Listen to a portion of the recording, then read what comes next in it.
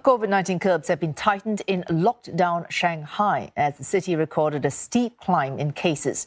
Residents were initially allowed to roam around their housing compounds, but have since been told they cannot go outside even to take their pets for a walk or to throw out the rubbish. They can only leave if they're headed out to get themselves tested. Lo Min joins us live from Shanghai. Min, what can you tell us about the mood in Shanghai right now? How are people there handling these strict curbs? Well, some people I spoke to, they are taking it in stride, but there are others who are quite frustrated at the situation. Now, the lockdown has not yet begun on the west side of the Huangpu River where I am now, and that's why I'm still out on the streets. But behind me, you can see a long line of people actually queuing to get swab tested. And that's because many places, including my office and homes, now require visitors to get a 48-hour negative test results to enter. Yesterday, this queue actually extended right to the end of the street, rounding the corner into the next street. And the problem is there are fewer and fewer hospitals doing this, offering these test services now.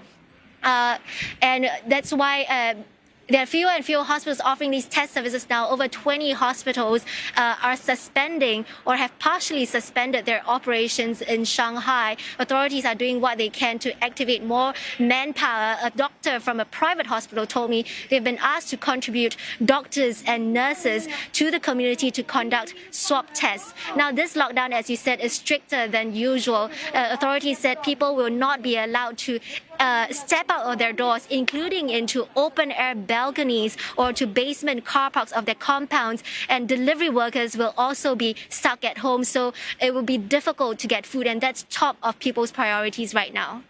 Oh, difficult to get food. We're hearing reports. In fact, the last few days of panic buying hitting supermarkets. Also anecdotal reports of difficulties with online delivery. How are authorities managing these anxieties? Well, the Shanghai officials have ordered all districts to distribute essential food items yesterday. And it seems like that's already happening in some districts today, because residents told me they saw trucks laden with packages of vegetables arriving in their neighborhoods for people to pick up. Now, I have not received such a goodie bag myself yet. It's not clear whether those packages will arrive at every household in time before the lockdown begins on Friday.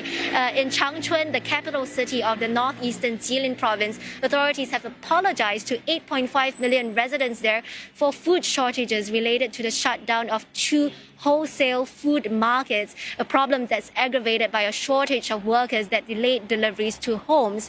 And now the provincial government has promised to send about 1,000 tons of vegetables to Changchun each day to ease that crunch. And they also promised to crack down on price hikes of vegetables. That was Lo Min. Thanks for that, Min, speaking to us there from Shanghai.